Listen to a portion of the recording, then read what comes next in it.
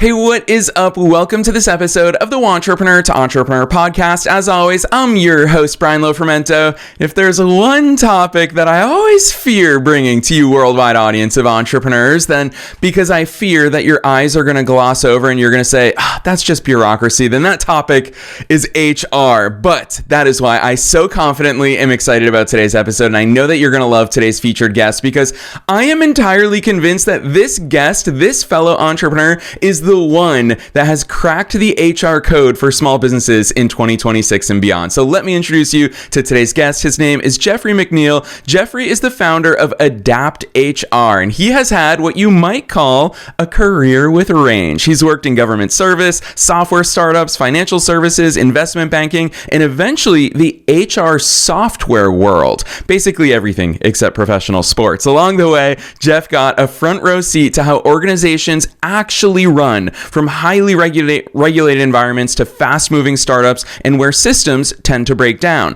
After seeing how overly complex HR tools can be, and after surviving more enterprise software meetings than anyone should, he decided to build Adapt HR, which is a simple, practical HR software for small businesses that don't have time for bloat, buzzwords, or 47-step workflows. I'm so excited for all of us to hear his perspective and to learn so much from him, so I'm not going to say anything else. Let's dive straight into my interview with Jeffrey McNeal.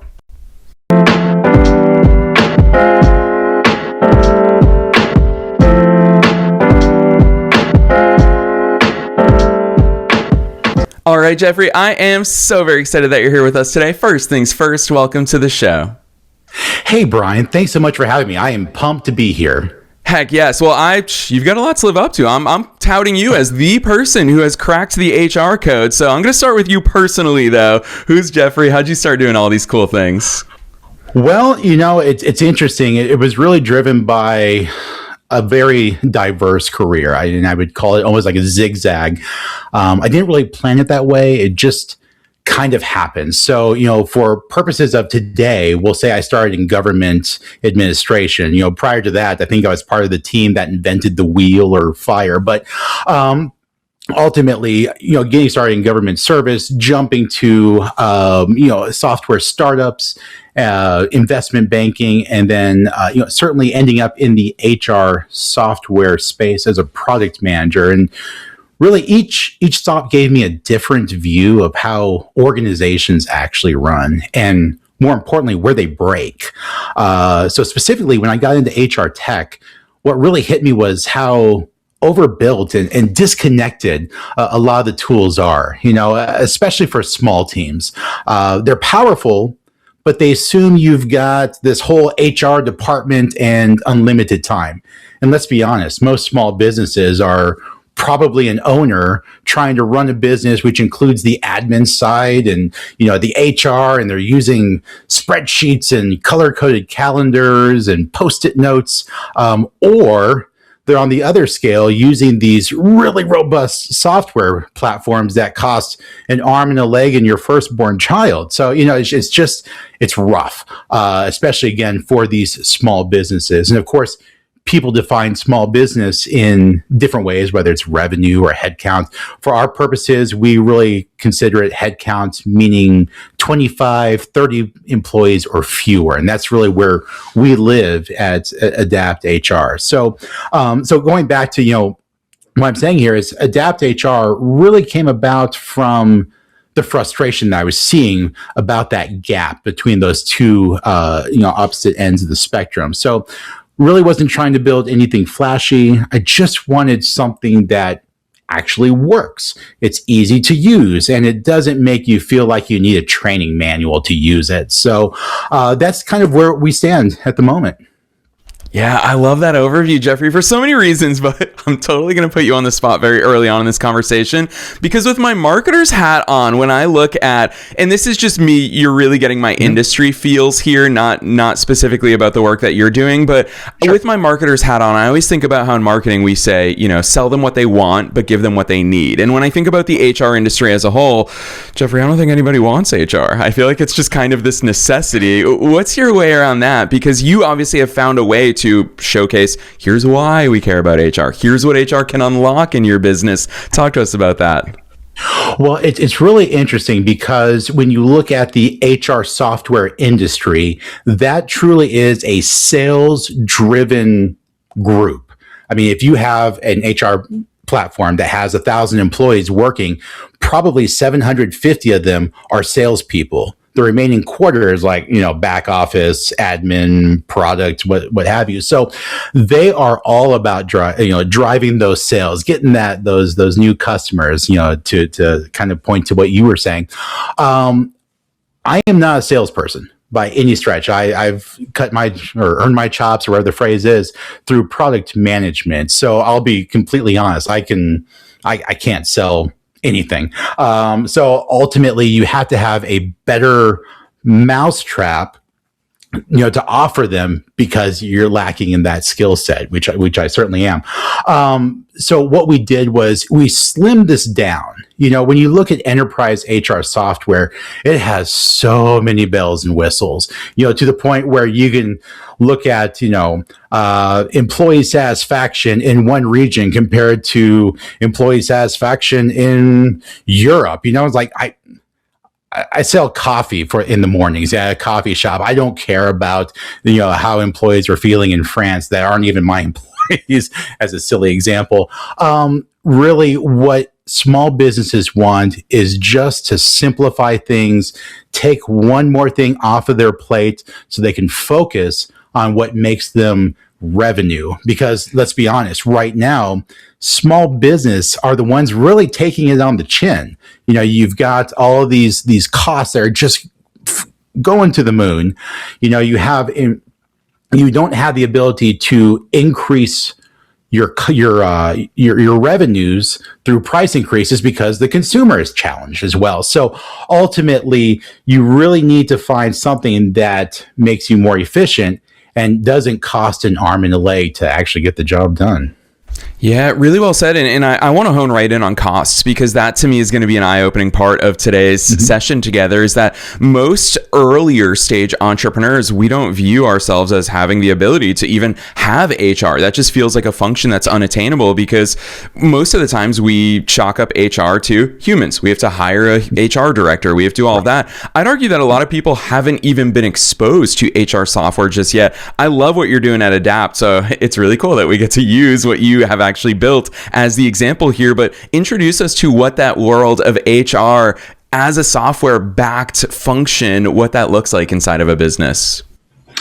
Yeah, so really it's a lot about compliance. Obviously there are lots of rules and regulations that come with an HR effort, usually pushed down by government agencies and so forth. But on the other hand, there are other things as far as just tracking basic concepts of, time off. And, what about employee reviews? You have to tell your employees whether they're good, they're bad, indifferent, whatever the case may be. There's all these various things that you need to embrace to ensure that you have a well-oiled machine in your HR function.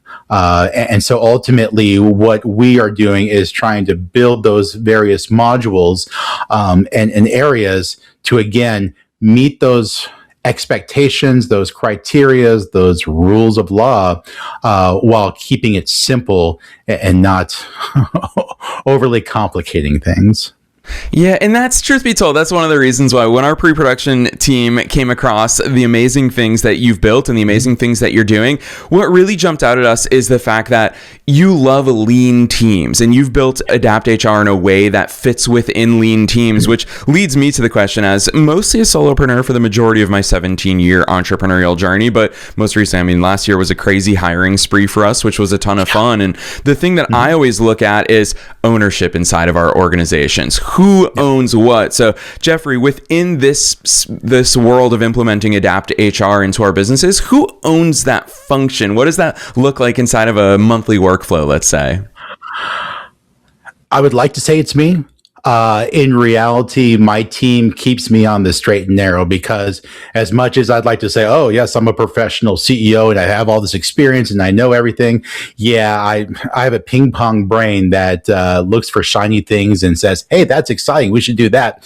When in reality, that group keeps me laser focused on really what is important. And how we figured that out is by talking to people, by talking to customers. What are you trying to achieve? I don't need you to tell me how to get there.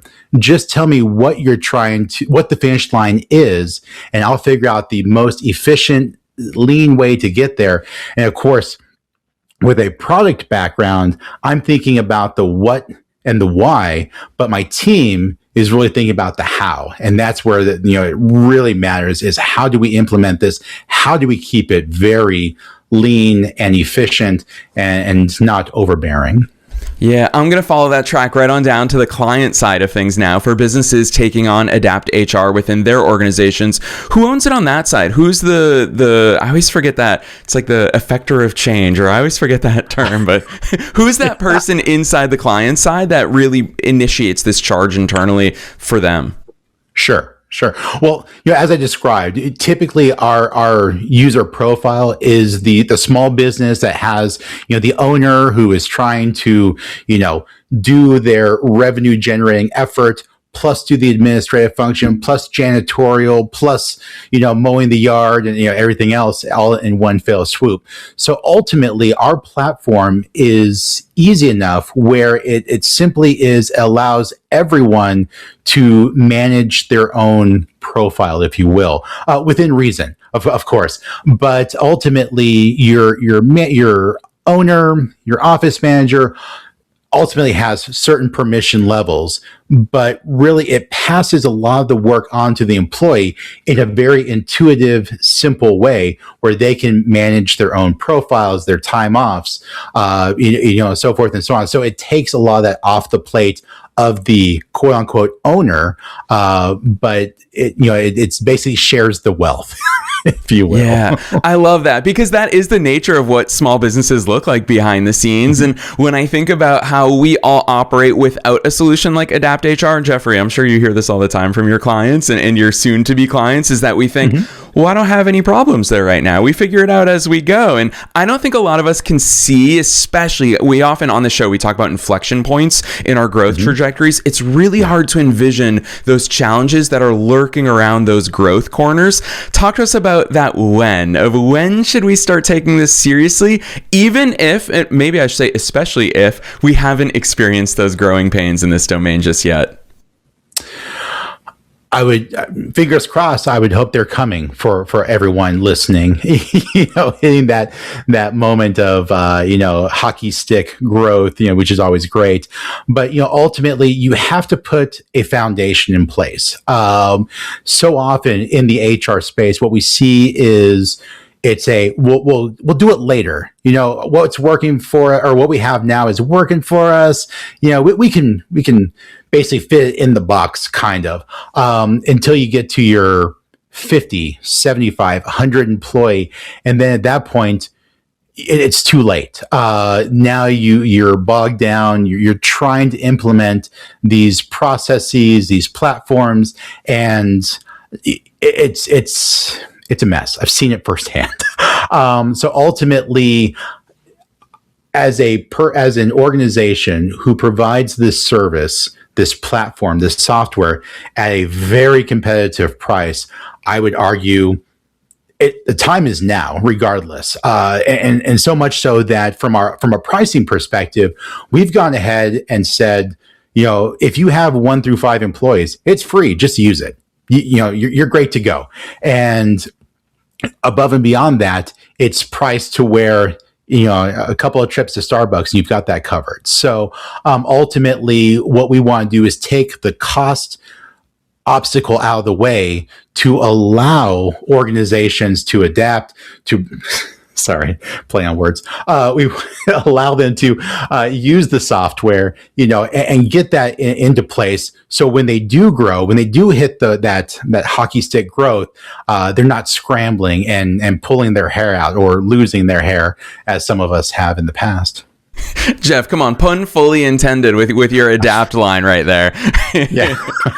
Well played in real time. It's really great hearing that. I want to echo that for listeners because a lot of people are probably on the go when they're listening to us. It is free to start using Adapt HR. If you do not have any of these systems in place in your business, it is literally free. Jeff is not exaggerating. That's not a figure of speech. It is literally free to get started. And we're going to drop those links obviously at the end of today's episode. But Jeff, I want to talk to you about the reality of global teams, for example. Today, there are so many people working remote. There are teams that have employees in all different countries, which I think is a beautiful way to leverage the global talent pool that exists out there these days. How does that factor into what we as business owners should be thinking about when it comes to our HR operations?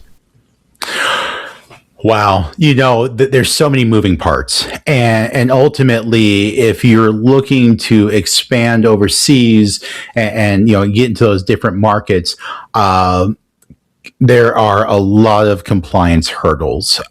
Ultimately, there are so many options out there to help streamline those processes and set things up. But as far as incorporating new organizations that are on the ground in wherever it may be, it's tough. I'll be honest. Adapt HR is US focused and driven at this moment, but there are some really interesting startups coming out that have kind of made their I don't know the right phrases. They've made their name in addressing that very issue, where it is a streamlined approach where you kind of hand off that approach or those requirements to this organization, and I would say for those who are very small, who don't have the massive HR departments, who don't have the massive legal departments, some of those organizations would be ideal because it's, if you think the rules in the US are tough, try the EU. It's exponentially greater as far as the rules and the hurdles that you have to jump over. Yeah, I appreciate those insights, and it's absolutely true. We all saw it with GDPR quite a few years ago. Literally, the entire business world was like, now we have to figure out rules for the EU just because we have website visitors from the EU, and it's very complex, which all of this stuff is complex that you're navigating for us, which is why a tool like Adapt HR and a solution in general like this is so important. I've got to ask you, business owner to business owner, let's say that I'm at that point where I say, yes, Jeffrey, this is solving a problem that maybe we don't even know that we have. It's going to give us a foundation that we avoid issues in the future. What does it look like to implement in my business? What's the onboarding like from my perspective to get it up and running in a way that my team isn't saying, oh gosh, are we introducing bureaucracy here? Because let's face it, that's what a lot of people think when they think of HR.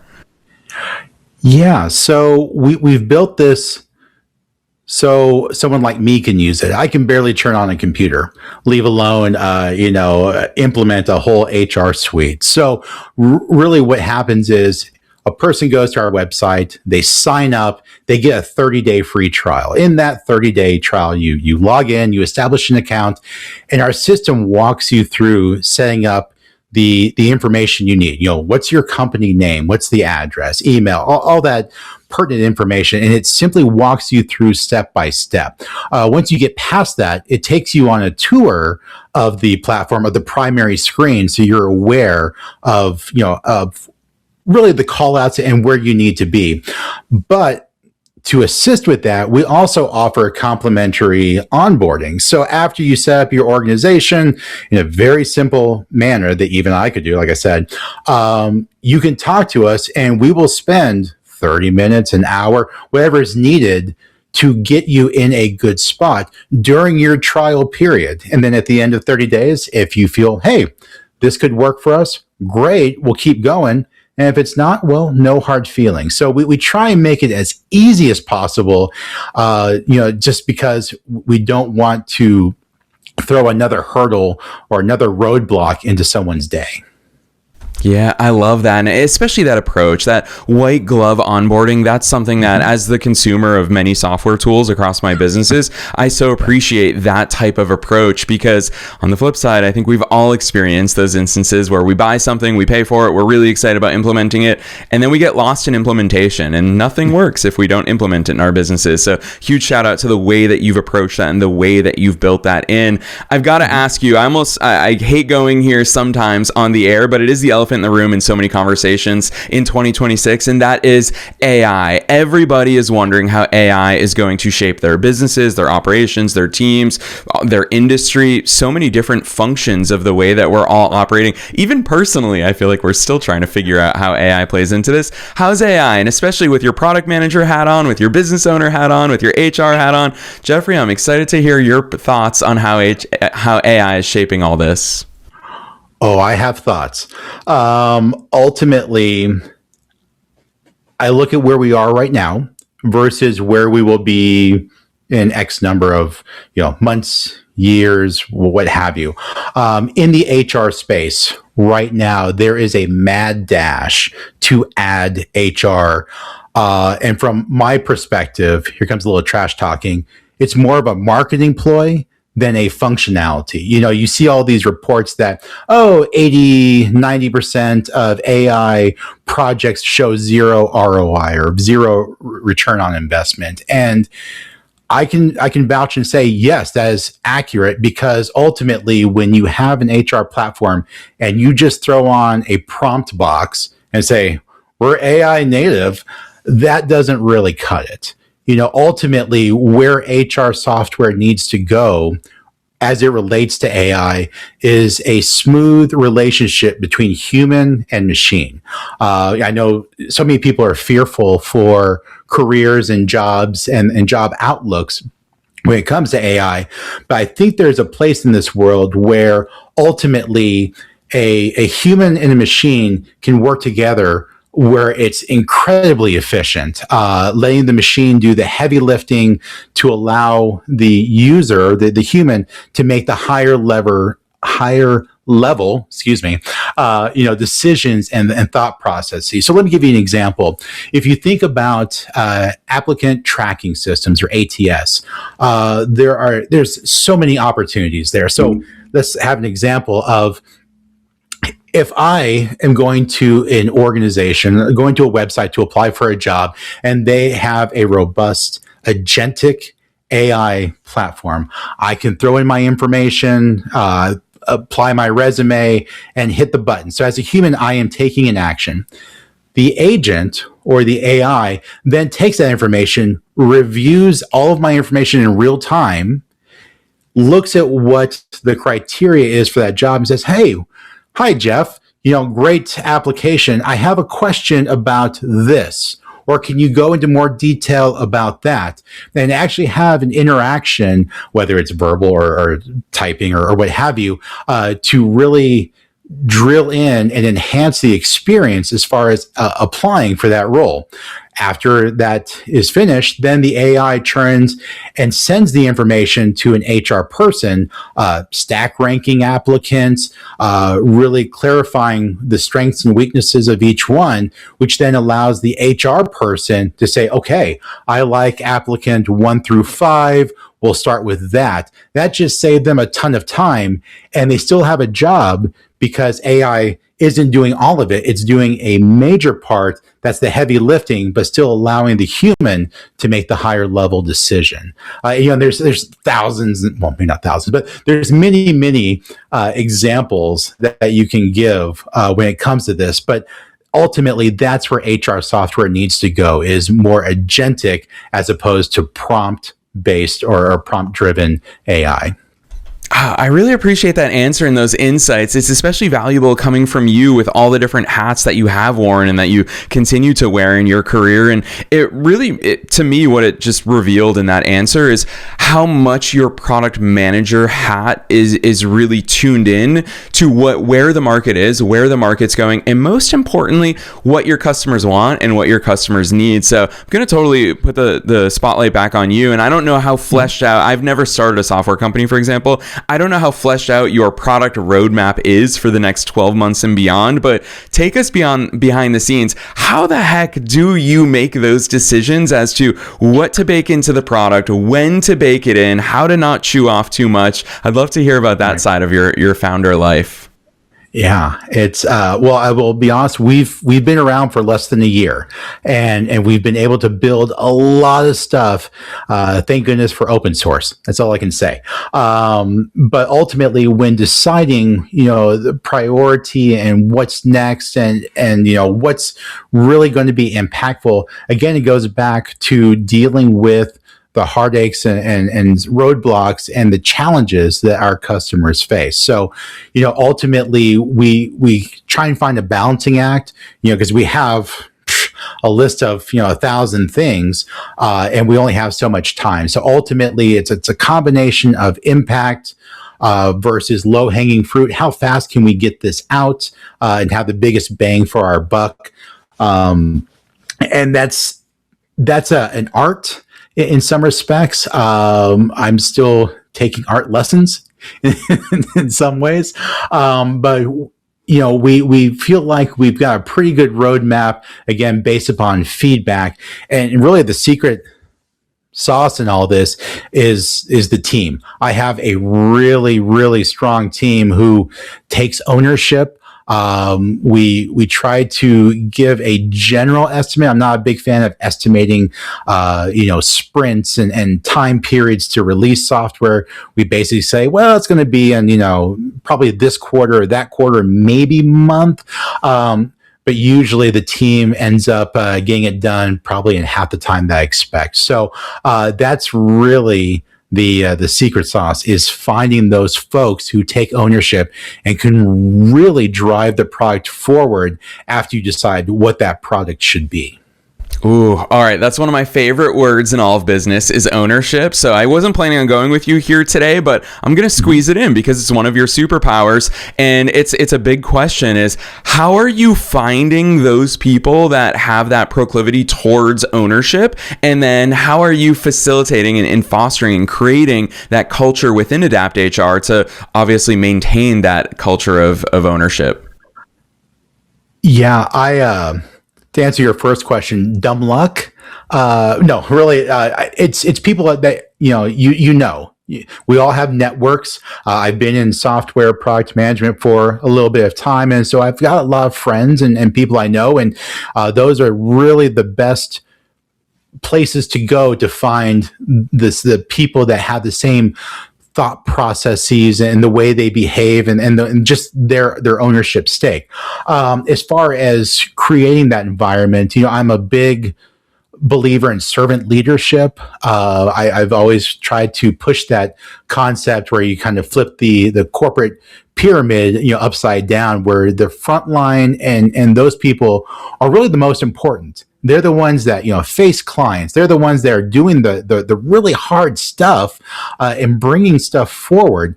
And therefore they should have that respect, and that, opportunity to show, improve what they're capable of. And so I've been very fortunate that I have found people that have that same mentality, and then when put into this framework of giving them the kudos, giving them the credit, being the ones that in a lot of cases make the decision. I'm open to allowing them to, take the ball and run with it. Just make sure it's decent, don't blow the thing up. Then, I'm all for it. And I think that's been very, very helpful for our group.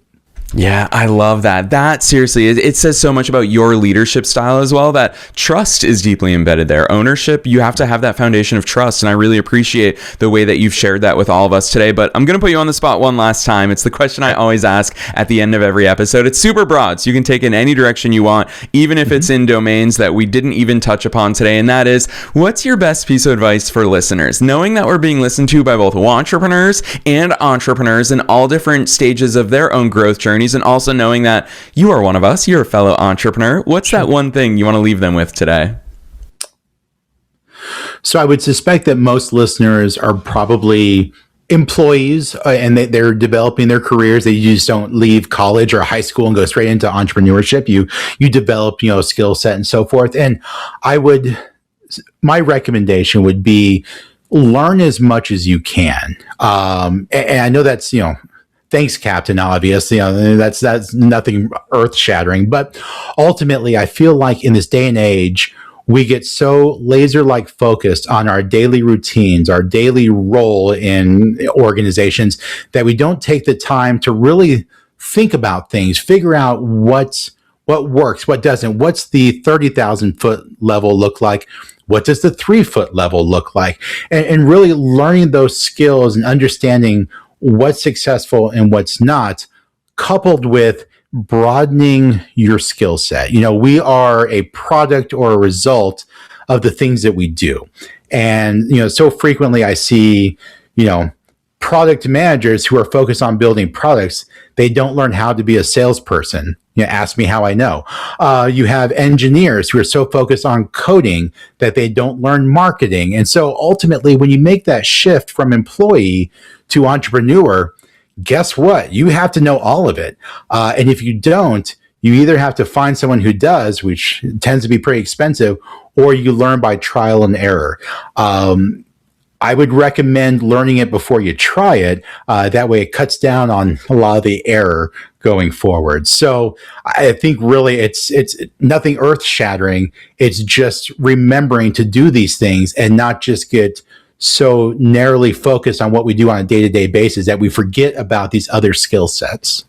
Yes. Truth be told, Jeff, I've found time and time again that the best advice, the most impactful advice, is not earth-shattering. It's not supposed to be earth-shattering. It's supposed to be something that we can take with us daily and remind ourselves daily. So hearing these words is one thing, but embodying it, encompassing it, and most importantly, practicing it in our day-to-day lives and throughout our career, that's the important stuff. So I'm so appreciative of you dropping that reminder and that advice on us. Yep. I'm also very excited for listeners to go deeper into hearing you and I talk about Adapt HR. Cool. But actually seeing it, it's a beautiful product. The way that you and your team have built it out, it's unbelievable. I'm mind blown at the fact that you've been able to get to this point in, you said, less than a year. It's incredible what you have proven is possible and the way that you're serving all of your clients across the United States. So for listeners who want to find Adapt HR, drop some links on us. Where should listeners go from here? So ultimately, the best place would just be our website, which is adapthr.io.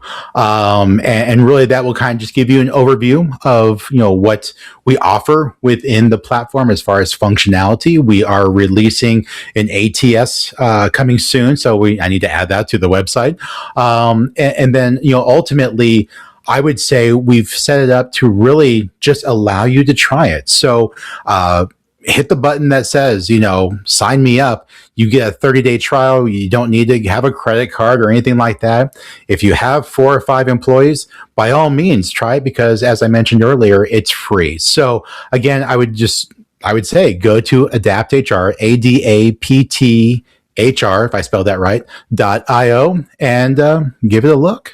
Yes, and listeners, you already know we're dropping that link down below in the show notes, no matter where it is that you're tuning into today's episode. So if you're driving, if you're at the gym, if you're in the shower, gosh, I can't keep track of all the ways that listeners tune into podcasts these days. But no matter where you are, you can find that link and click right on through from the show notes. So definitely check out adapthr.io. That link is down below in the show notes. Otherwise, Jeff, and I'm just going to put that in there. When Jeff says it's super easy to try it for free, he's not kidding. You will see giant buttons everywhere all over the website that just say try it free. So do not hesitate. There's literally no reason to not build yourself that foundation of success that I know all of us are looking for here in 2026 and beyond. So Jeff, on behalf of myself and all the listeners worldwide, thanks so much for coming on the show today.